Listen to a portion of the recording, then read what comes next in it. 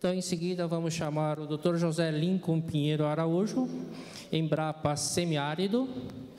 A palestra dele vai ser sobre estratégia de comercialização das frutas, experiências e oportunidades para frutas brasileiras. A formação do Dr. José Lincoln possui graduação em Engenharia Agronômica pela Faculdade de Agronomia do Médio São Francisco, formado em 79. Tem um mestrado em Extensão Rural pela Universidade Federal de Viçosa, formado em 86. Doutorado em Agronomia pelo Programa Economia Agroalimentar da Universidade de Córdoba, em 99. Pós-doutorado na Universidade Politécnica de Madrid. A atuação profissional dele, atualmente ele é professor adjunto da Universidade de Pernambuco e pesquisador da Empresa Brasileira de Pesquisa Agropecuária, que é a Embrapa. Tem experiência na área de economia, com ênfase em economia agrária, atuando principalmente nos seguintes temas: agricultura irrigada, comercialização, mercado interno, custo de produção e caatinga. Então, nós vamos ouvir a palestra do Dr. José Lincoln.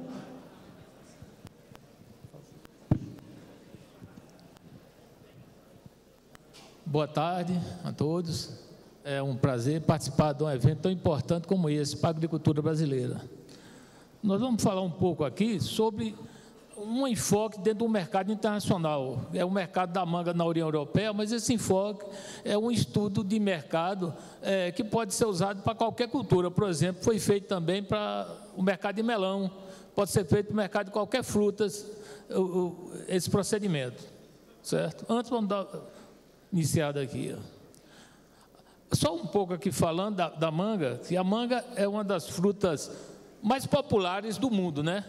A maioria ela é originada da Índia, né? E mais de 40% da produção de manga é na Índia, certo? É uma das frutas, ela foi introduzida na América pelos portugueses no Brasil e pelos espanhóis no México. Aí daí foi disseminada. Só um pouco aqui esse histórico antes da gente começar. Aqui, pessoal, muitos de vocês já conhecem o Vale do São Francisco, mas estão botando aqui só uma foto aqui, ó. Todo o Vale do São Francisco, os trabalhos são em perímetros irrigados. Certos trabalhos com agricultura irrigada são em perímetros irrigados, como esse aqui, ó, o perímetro irrigado do senador Nilo Coelho. Ó. Essa aqui é uma cultura de manga. Ali, essa aqui, por exemplo, é manga, ali é uva, está vendo? Bem densamente concentrada aqui. Aí são as áreas dentro de um perímetro aqui de agricultura irrigada. A maioria das irrigações hoje é microaspersão, certo? É gotejo ou microaspersão. No início tem aqueles aspersão convencional, mas foram substituídos com o tempo. E aqui é a localização, por exemplo, essa região do Vale do Submédio de São Francisco, ela fica compreendida por dois estados, oeste de Pernambuco e norte da Bahia. Os municípios principais é Petrolina, do lado de Pernambuco, e Juazeiro, do lado da Bahia. Tá vendo? Petrolina e Juazeiro, aqui onde ficam a maioria dos perímetros irrigados. Mas tem todos esses municípios têm. E aí trabalha principalmente com manga e uva, né? Mas tem também várias frutas, tem coco, goiaba, maracujá, acerola, mamão, todas essas culturas. E o maior polo de produção e exportação de frutas do Brasil está aqui, através da produção, das exportações de manga e de uva fina de mesa, né? Opa! Parou aqui o negócio. Bem, será que eu dei uma errada? É aqui a primeira, né? Ah, voltou? Pronto, aí depois da... Opa! Deixa eu voltar aqui. Agora pronto.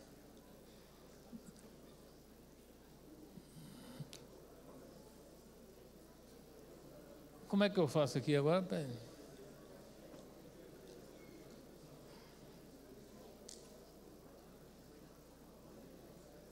Aqui volta, né? Pronto. Vem aqui. Dá uma ajuda aqui. Volta. É.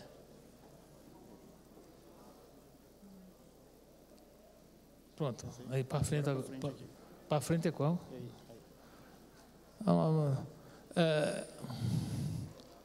Depois da banana e do abacaxi, a fruta mais comercializada é a manga. Mas só para dizer aqui sobre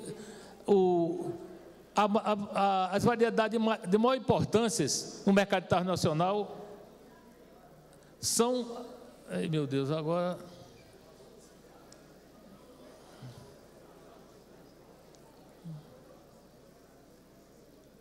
Eu vou passar disso aqui rápido.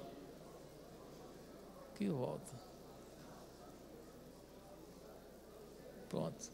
Só rapidinho dizer aqui para o seguinte, que as variedades que mais se trabalha, mais se vende no mundo, são as variedades vermelhas, onde tem a Ária, a Tome, a Quente, a Kate, essas são. Mas depois vem as variedades verdes, Alfonso, Júlia, Mel, e as amarelas, que é Ataúfo e Manilha.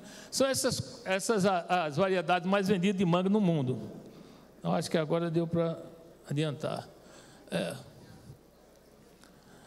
Devido a problemas de saúde, devido ao envelhecimento da população desses países mais consumidores de fruta, está aumentando muito o consumo de frutas. Vocês aqui sabem, trabalham com isso. Isso é uma característica que está tendo muito nos grandes mercados de destinos importadores. E isso dá uma demanda crescente para as frutas, inclusive as tropicais, que estão entrando mais nessas regiões. Pronto, aí no caso os Estados Unidos, Europa e Japão são os mercados internacionais que mais nós comercializamos, certo? A Ásia, aí aqui está o fluxo de mercado. A Ásia importa principalmente para quem? Para a própria região e para o Oriente Médio. A África, a manga, 90, no caso o mercado europeu é abastecido principalmente pela África, América do Sul, certo? E 98% das exportações é fresca. 1% é polpa e 1% suco, certo? Isso aqui é um negócio rápido que eu vou passar, porque depois é que vem o estudo.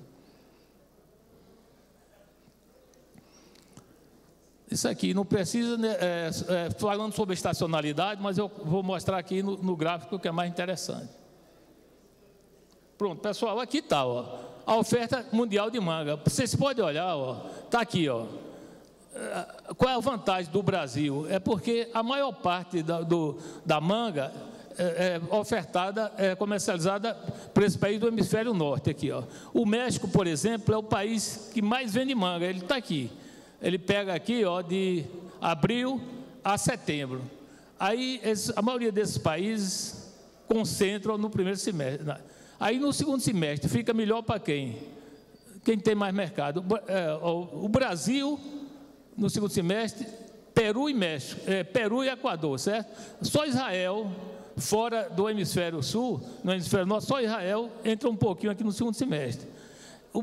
Agora, por que o Brasil está aqui também com essa fatia aqui no primeiro semestre? É porque o Brasil domina a tecnologia de indução floral, certo? Então, nós produzimos manga o ano todo no submédio de São Francisco. E aqui já é um mercado mais cativo, aí a gente manda aqui em menor quantidade, nesses 3 primeiros meses. E a concentração é maior aqui, onde nós dominamos. Quem é o nosso concorrente? Quem concorre com o Brasil? É o Peru e o Equador. Aí a gente sempre tem o principal concorrente nosso. E, ultimamente, nos últimos anos, o Peru nos superou. Nós éramos um maior produtor do que o Peru. Hoje o Peru exporta mais do que o Brasil.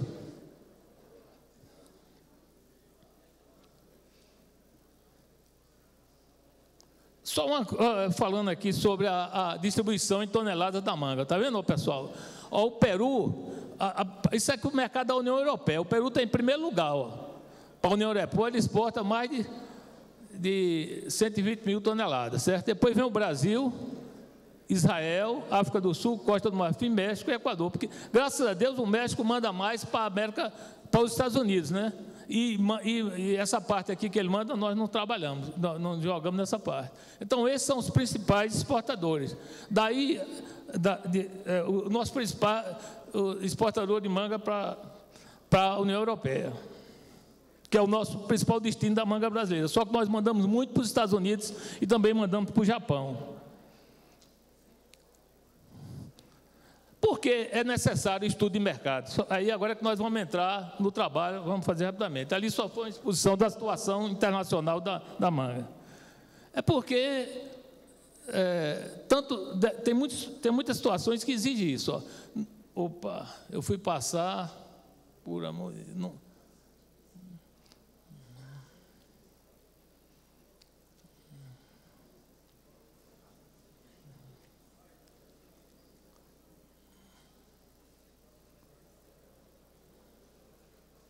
O objetivo é fazer uma análise, o objetivo do nosso trabalho é fazer uma análise mais detalhada sobre o funcionamento do mercado da manga na União Europeia, certo? Porque é o principal mercado de destino dessa fruta, certo?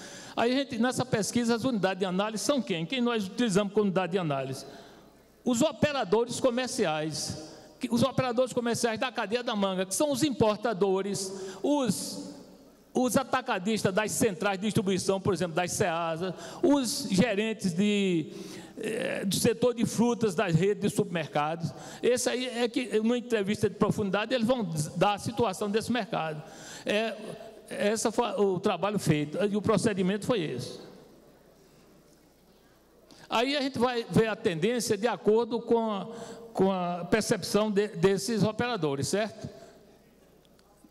Isso aí a gente vai mostrar agora, por variedade, como é que está a situação. Eu vou passando aqui, porque para não gastar muito tempo com letras.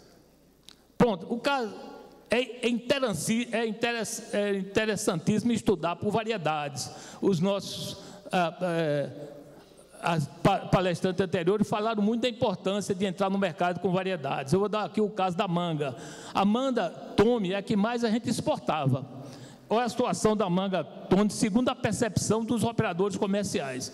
Uma grande parte, a maioria dos operadores comerciais, diz que a Tome está nessa situação. Pessoal, uma fruta, a análise aqui é de acordo com o ciclo de vida do produto. Porque no marketing, um produto tem vida, né? Tem introdução, crescimento, maturidade e declínio.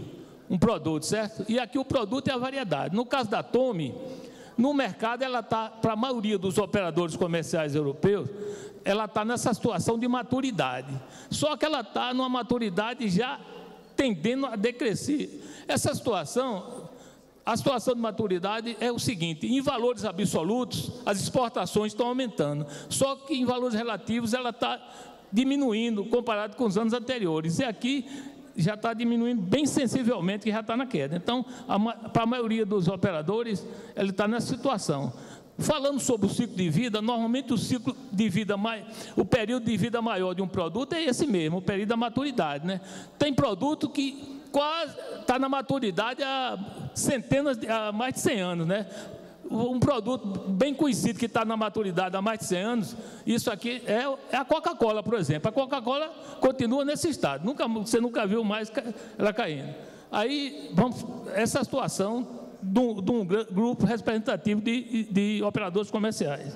Só que outro grupo, representado principalmente, outro grupo um pouco menor, comenta o seguinte, que ela já está em declínio, ou seja, já em valores, isso aqui ocorre, por exemplo, na França, os operadores comerciais da França, da Bélgica, disseram que a situação da Tome já está em declínio, ou seja, em valores absolutos eles já estão comprando menos.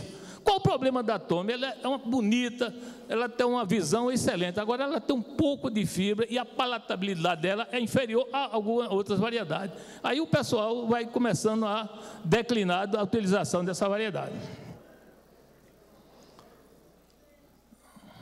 Aí vamos falar agora da variedade quente, que é a variedade exportada principalmente pelo Peru. Eu não vou descrever aqui, porque eu vou mostrar no gráfico, que é interessante melhor no gráfico. A quente, pessoal, está também numa situação de maturidade. Mas qual é a situação da quente? Ela está numa maturidade ainda, aqui, ó, uma ascendente, em valores absolutos, ela ainda continua crescendo significativamente, embora em valores relativos ela já tenha diminuído um pouco. Qual é a situação da quente? A quente é o seguinte, ela parece com a Atome, só que ela é um pouco, a visão dela é um pouco mais verde, a Atome fica bem vermelhinha. Em termos de visibilidade, a Atome derruba tranquilamente a quente, mas a quente praticamente não tem fibra e é muito palatável. E ela tem a característica igual à da Atome, que é fundamental para o mercado. Ela tem uma resistência grande a tempo de prateleira. Ou seja, ela e a Atome se igualam em tempo de prateleira. Então, se ela se iguala com a Atome em tempo de prateleira e é mais palatável, aí ela está ganhando muito o mercado. Ela é quem está derrubando mais o mercado da Atome, que ela tem muitas características parecidas com a Atome e tem essa coisa de ter menos fibra e ser mais palatável. Outra variedade que eu não vou falar aqui é o caso da AD e da quente, ele vai falar no gráfico também, aqui que é mais tranquila a explicação. Pessoal, aqui, ó, a AD e quente são as variedades difíceis de se trabalhar, são as variedades bem delicadas, você tem que ter um pós-colheita bem feito com eles. Então, ele tem um público certo, mas você tem de produzir ele com a quantidade, tem de exportar em uma quantidade moderada, porque você já está com tem aquele público mais cativo, ele está numa maturidade perfeita assim, ele está tendo aquele crescimento, um equilíbrio entre o crescimento dele percentual e o absoluto, mas o mercado é pequeno, não pode tentar ir demais, pode prejudicar, porque é mais caro e é muito delicado o trabalho com essas duas variedades para exportar.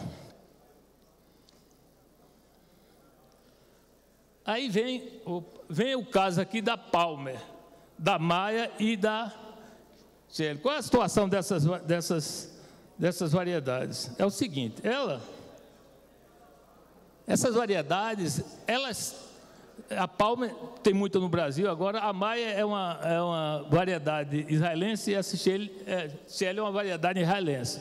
Elas estão na fase de crescimento. Essa fase é a melhor do mundo para o produtor, porque ela está crescendo em valores absolutos e também em valores relativos.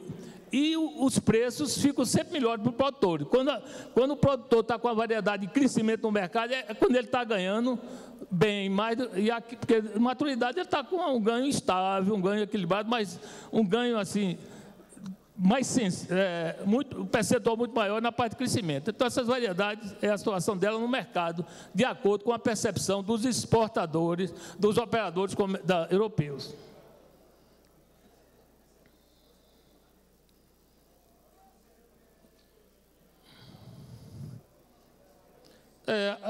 Aqui é só falando que em termos de competitividade, o mercado da União Europeia é regulado pela lei da oferta e procura, como qualquer mercado, mas a qualidade é fundamental hoje, certo? E a qualidade, na percepção do consumidor, é muito forte na Europa. Então, os operadores comerciais vão muito pela tendência do consumidor, certo? Então, a qualidade é fator primordial hoje de competitividade.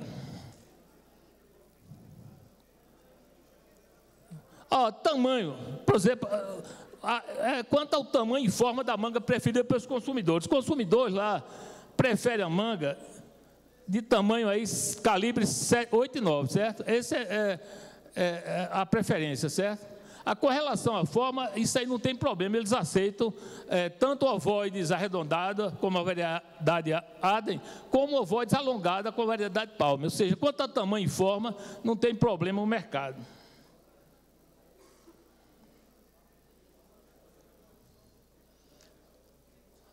O rapaz falou aqui da valorização do produto foi até um aluno hoje apresentando um trabalho muito bom, estudante do IFE aí, que eu vi a apresentação dele. Sobre a valorização do atributo do fruto, né? Você pode olhar, a visão é o atributo principal, né? Depois vem o quê? Depois vem a ausência de defeitos. Sabe por quê? Externo? Porque nas redes de supermercado, e agora eu acho que no Brasil também, hoje, cada vez mais, o setor de hortifruti é bem valorizado, porque o cliente chega para comprar frutas e depois compra outros itens fora do setor de frutas. Então, eles como eles valorizam demais, uma coisa importante é olhar se tem defeitos o produto. Essa é a segunda característica, né? Depois de firmeza da polpa, do tamanho e forma, mas essas visualizações são fundamentais. Agora, uma coisa, os atributos internos, tipo fibras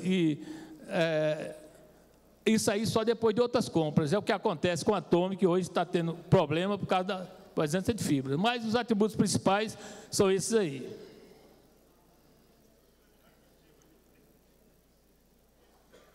A preferência é o seguinte, não tem, a Europa a manga é muito influenciada pela imigração, certo? Por exemplo, os asiáticos, tem muitos asiáticos por exemplo, na Inglaterra, por exemplo. Então, lá tem vermelhas, que os anglo-saxões gostam, mas tem também amarelas que muitos asiáticos compram, certo? No Reino Unido tem esse problema, tem esse aí, na França também. Na França tem muita influência dos países da Ásia, que ele colonizou, né? E a Holanda porque a Holanda já foi dito aqui que é o maior mercado exportador de frutas, não é só de maçã, não, é de todas as frutas, porque na verdade ele não é um mercado exportador, ele é um reexportador, recebe de vários países e lá reexporta para a União Europeia. A estacionalidade de vendas a gente já explicamos a situação aqui. O problema é o seguinte, é que o Brasil, os países da América do Sul são favorecidos para o segundo semestre, mas mesmo devido à desorganização dos brasileiros e dos peruanos, às vezes ocorre excesso de oferta, e com isso o preço baixa, devido à falta de organização nessas exportações, que é uma das coisas que é muito criticado hoje, certo? É essa forma de você jogar o produto no mercado externo. No caso da uva, por exemplo, já está tendo muita organização entre os países por variedades mandarem paulatinamente e não ocorrer os excessos. Isso tende a acontecer com todos os produtos, inclusive com maçã, com manga. Canais de comercialização é aqui, né? A maioria das exportações de manga para a União Europeia vai para esses portos aí, né? Roterdã,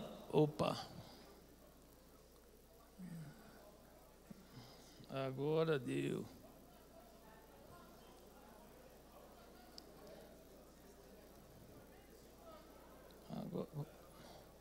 Para voltar é ali, né?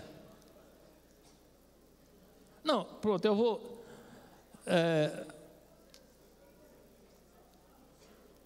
Pronto. Canal de comercialização.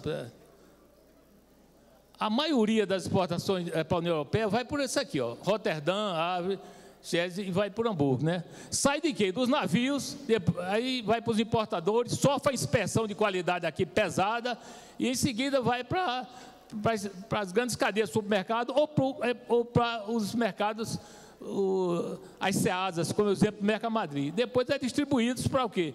Rede de supermercado, loja gourmet de frutas, frutarias de bairro e loja de conveniência. Esse é o caso da manga. Por que eu botei loja de fruta? É porque, pessoal, em 1995, só tinha manga nos supermercados da União Europeia, por exemplo, Carrefour, no setor de frutas exóticas é que tinha manga, junto com carambola. Aí, em 2010... a manga já tornou um produto popular na Europa. Você vai nas lojas de frutas na França, de bairro na França, na Inglaterra, na Alemanha, você vê manga. Lá no shopping, lá no metrô de Berlim, tinha uma banquinha lá no metrô, o pessoal vendendo frutas e manga está no meio. Ele já está bem popularizado hoje a comercialização da manga na Europa, né? Não está igual a maçã, né? Que a maçã é universal, que todo mundo come maçã, né? Mas está melhorando muito a manga. Aí, depois, é essa situação que parecida está com aqui, certo? Aí, Segmentação do mercado. Pronto, hoje é o segredo da comercialização, é a segmentação de mercado, certo, pessoal? E você, no estudo de mercado, tem de olhar muito. Aí aqui eu vou me deter um pouquinho nessa parte.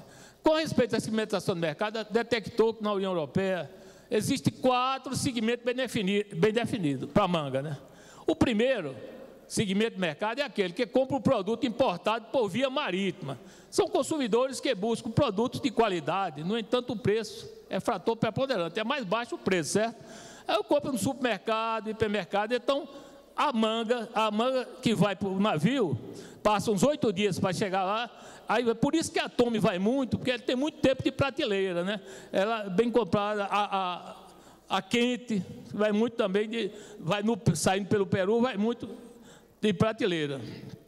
Aí então vai no navio, então aí o preço dela é, no supermercado, por exemplo, você compra por 2 euros o quilo, um exemplo aí, 2 euros o quilo da manga.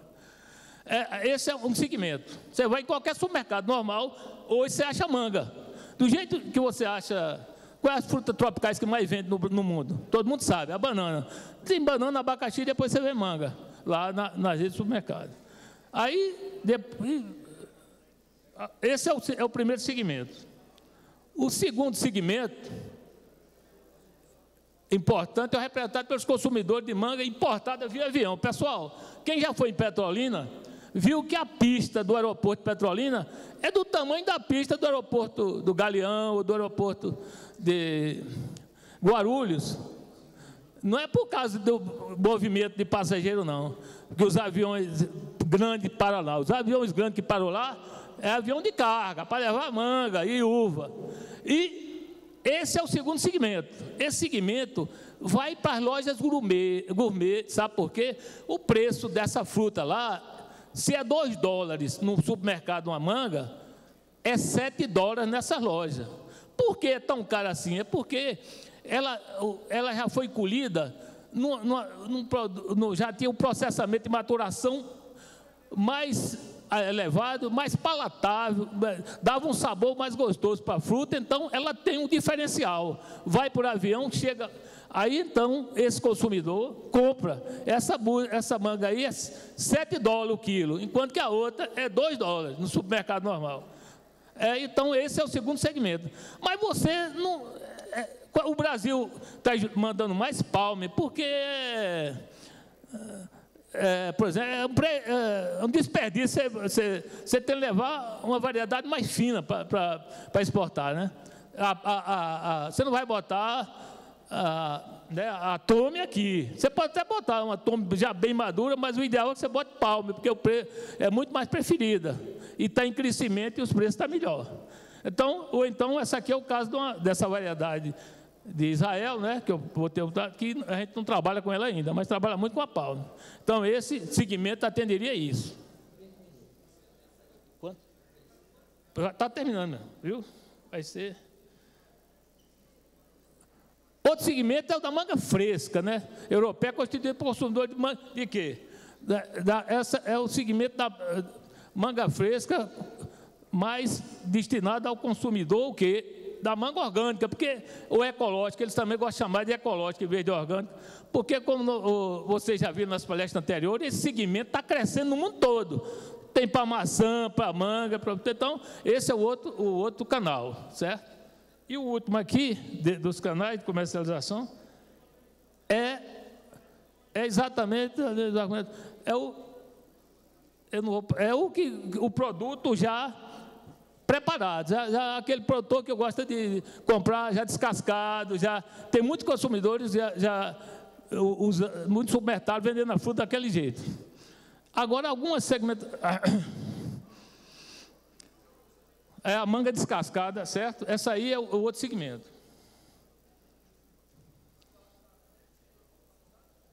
Parou aqui que eu só ia terminar aqui. Ó. Considerações finais, certo, pessoal? As considerações finais. O Brasil constitui-se atualmente um dos principais fornecedores do mercado internacional de manga, mas esse protagonismo está ameaçado por muitas coisas. Áreas extensas estão aumentando ainda nos países concorrentes e no nosso país mesmo. Então, falta desorganização nas exportações. A gente sugeriu algumas recomendações aqui, Rapaz, agora parou. Aqui, ó. Ampliar promoção da manga, é fundamental. Inclusive, está no novo Plano Nacional de Manga, participar daquelas feiras internacionais. Outra coisa, logística, rapaz, é fundamental. Ela tem que ser bem administrada no Brasil para reduzir custos. Aqui a gente manda manga lá via terrestre para esses portos. Manga já no container, né? Mas tem que olhar a maneira de baratear mais esse procedimento. Melhor organização da oferta a ser exportada, aquilo eu disse, combinar com o nosso concorrente para não ter excesso de oferta naquela semana, é por semana que você vai, vamos controlar as semanas. Manutenção das ações programadas que visam ofertar no mercado frutos saudáveis, inóculos, de forma respeitosa com o meio ambiente.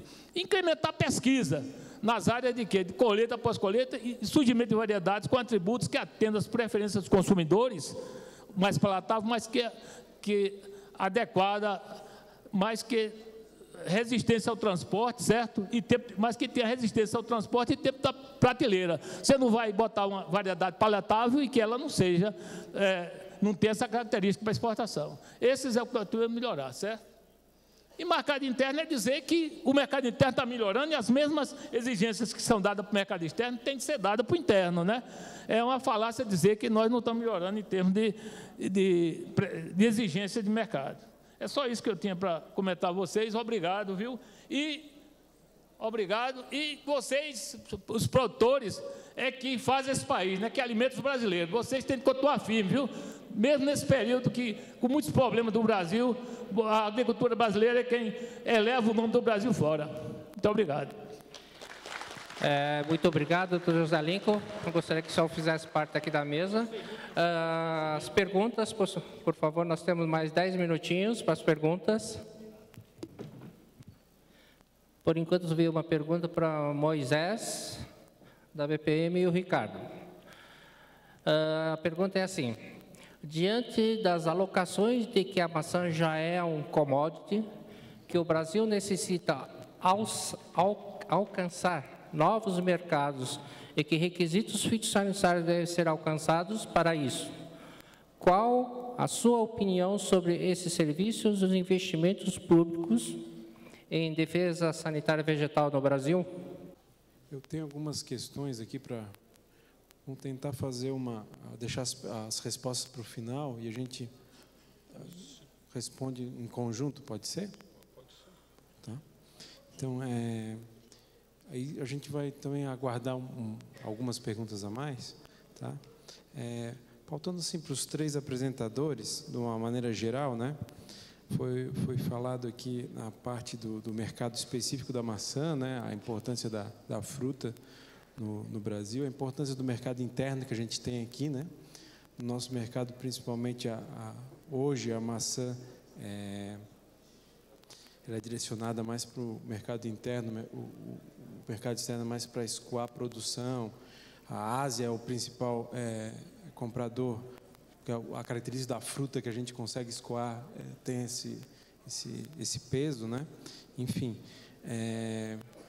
eu perguntaria em relação a essas estratégias, quais as estratégias que a gente pode ter em relação à coordenação desse mercado, sendo no mercado interno. Então, para o Moisés, a questão do mercado interno da maçã, que tipo de coordenação existe no mercado para a maçã, tá? Para atender o interno e exportação. Pergunto para o Ricardo, essa coordenação no mercado exportador de maçã e outras frutas, incluindo a qualidade, o tipo de variedades, que daí já são segmentações, são noções diferentes, que agrega valor e diferencia preço, mas depende de nichos de mercados a ser conquistados, né? Alguma coisa assim. Então, que coordenação que a gente tem hoje para a maçã, principalmente, e pontua aqui para o professor Lincoln a questão como um todo das frutas, né? Então, pegando o exemplo das frutas tropicais, principalmente a manga, que tipo de coordenação existe, principalmente para o mercado externo, né? E até tentar pontuar a questão dessa coordenação para o mercado exportador, que existe no polo de Petrolina e no polo da Bahia, que tem talvez uma distinção com característica de pequenos produtores, com iniciativa privada, público-privada, outro formato. Gostaria que vocês respondessem.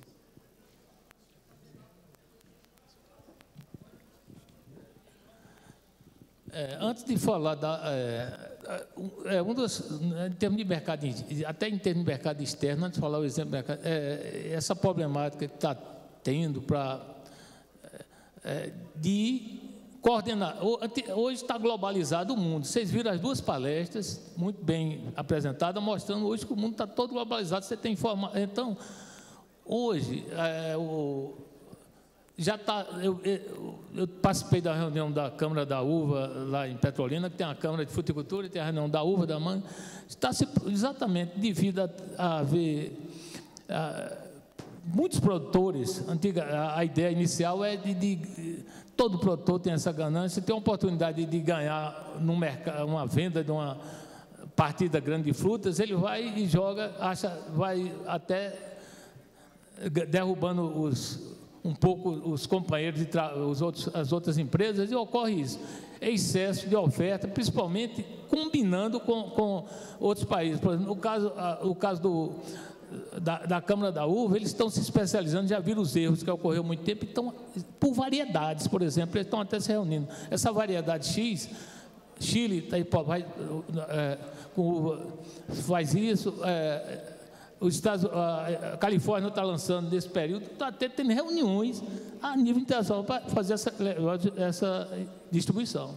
Para não ter excesso, ser na quantidade normal, ter uma rentabilidade para o exportador e não tenha. Porque é ruim para o mercado, esse negócio de excesso, é ruim, desqualifica o mercado, causa problema na organização dos produtores e até. Toda a cadeia se prejudica quando ocorre isso. E, então, essa é uma das preocupações. Então, na manga, está se organizando para chegar a isso, mas não está no nível disso, que esse é o fundamental, essa falta de concatenação para jogar os produtos no mercado.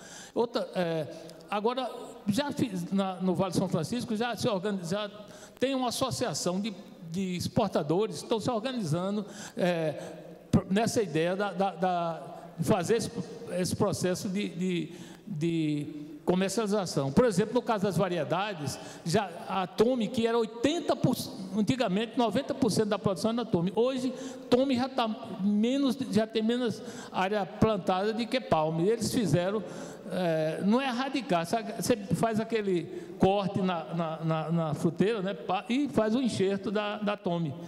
Em cima hoje, da Tome não, da Palme. Hoje já tem muito mais área de Palme do que Tome. Agora, a Tome tem ainda seu mercado, por exemplo, o norte-americano gosta da Tome, o norte-americano anglo-saxão, gosta muito da Tome, né? Porque, como eu falei,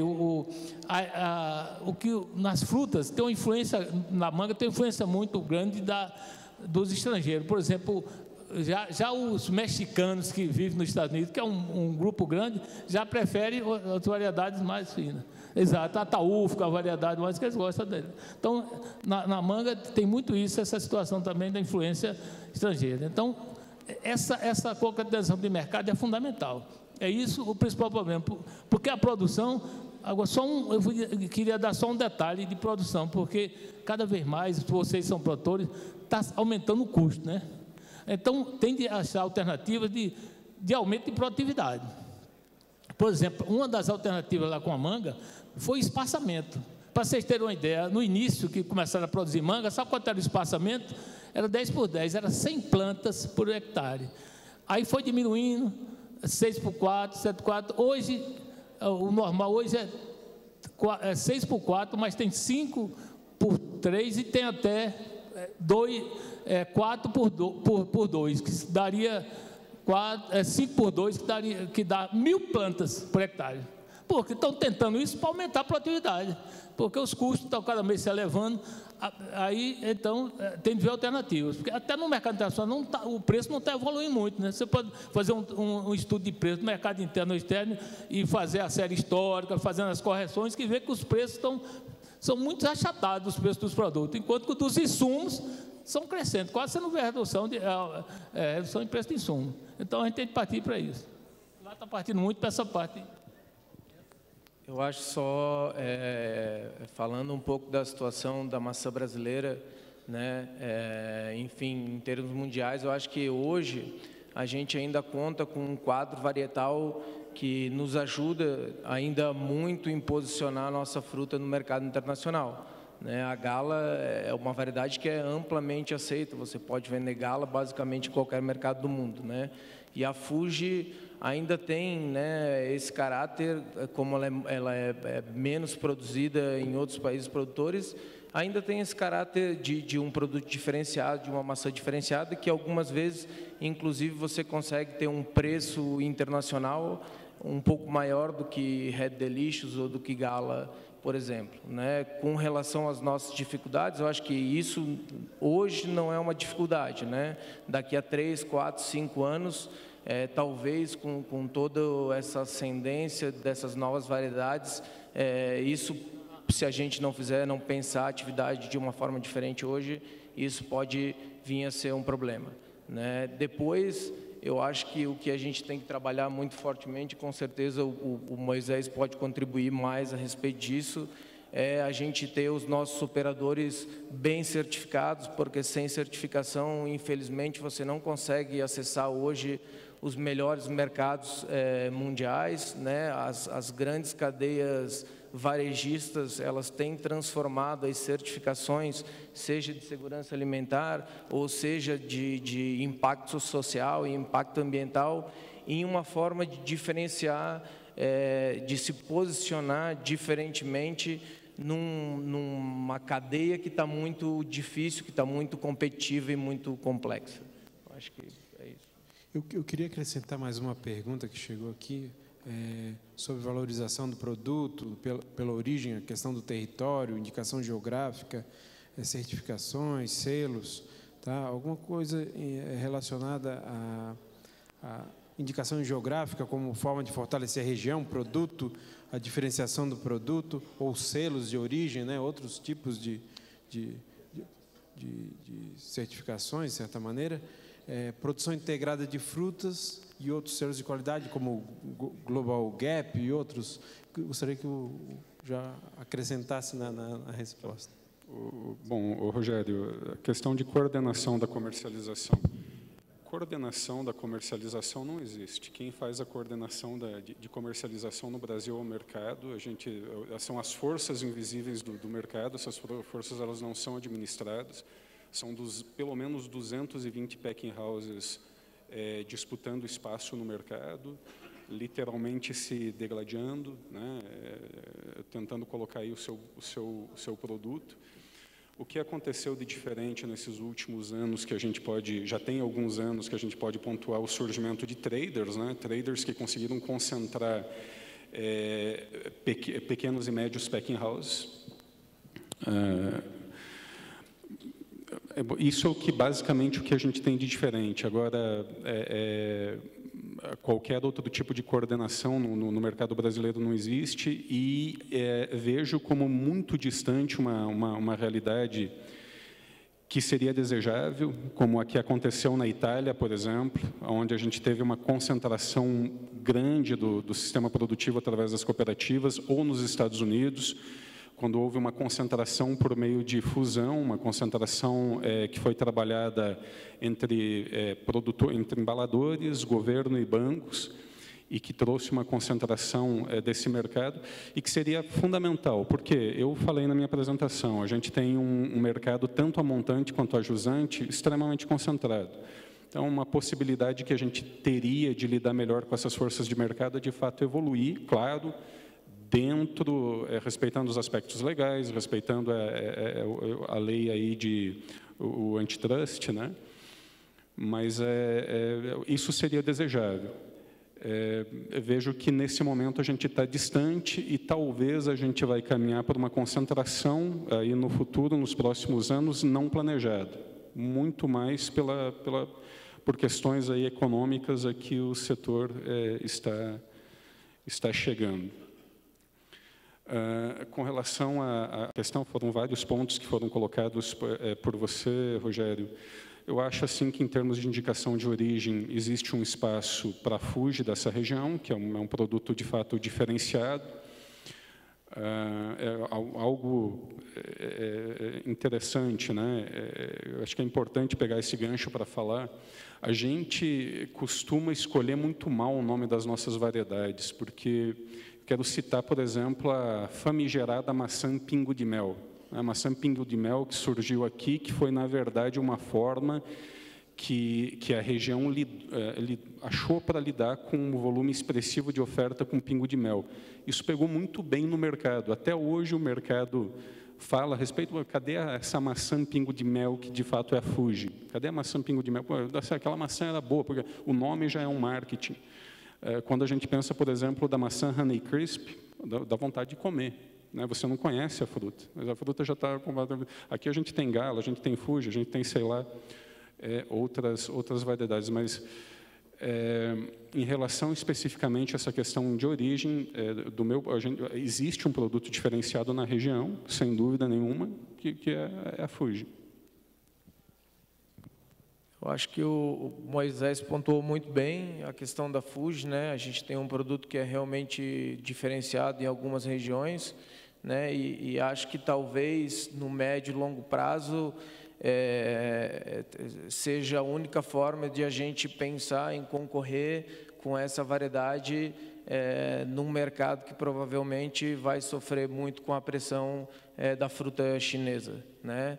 A gente tem que lembrar, obviamente, que identificação geográfica é uma coisa muito séria e bastante complexa, né? Porque de nada adianta, e a gente tem N casos aí no mundo de identificações geográficas que não decolaram, simplesmente, primeiro, porque às vezes você nem tem um produto diferenciado para ter uma IG, e depois, porque o trabalho realmente começa depois que você já tem a IG, né, de organizar os produtores e de estar todo mundo fiel àquele parâmetro que foi concedido no desenho da IG, sem falar de todo o recurso de marketing que é necessário para que você faça com que essa IG aí alcance bons patamares de mercado. Então, tem que ter consciência disso, porque não é um processo simples, embora, quando bem feito, seja muito, muito exitoso.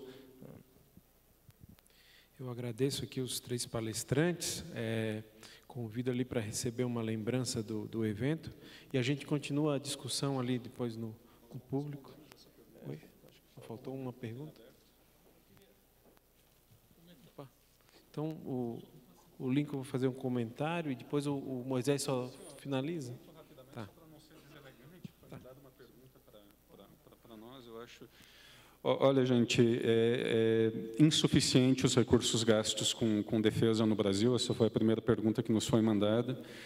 E, ao mesmo tempo em que eu falo isso, eu preciso reconhecer, de certa forma, se de um lado a gente precisa apontar algumas coisas, por exemplo, o cancro europeu entrou no Brasil, entrou justamente por essa deficiência.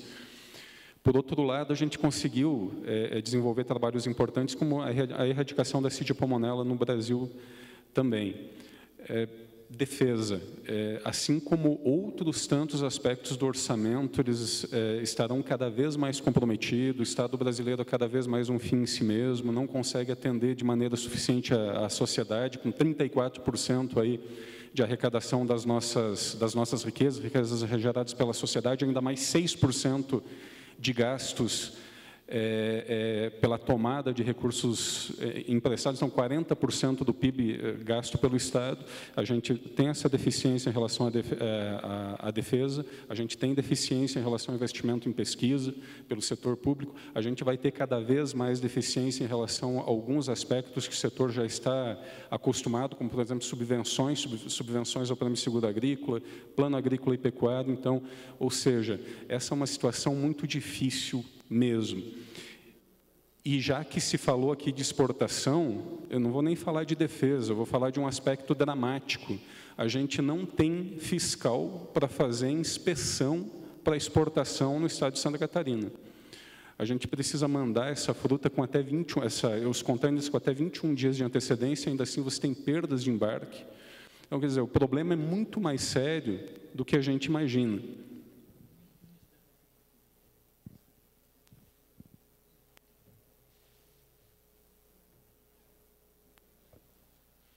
Então, agora Só comentar um pouquinho sobre a produção integrada que foi citada aqui por Rogério. A produção integrada, os produtores lá do Vale que trabalham com exportação, eles procuram seguir, porque a fiscalização é grande. E além da produção, a concorrência, além que é um critério rigoroso, vários grupos de supermercados europeus, como o Tesco, por exemplo, que é um grupo de supermercado da Inglaterra, eles botam outros itens para serem seguidos, e a pessoa tem de seguir para poder ficar com aquele mercado. Inclusive itens sociais, por exemplo, além da área de produção, funcionários, diretores desses órgãos visitam as fazendas, o entorno, e olham até as partes sociais. Funcionários estão sendo bem tratados, o entorno, se tiver uma comunidade perto da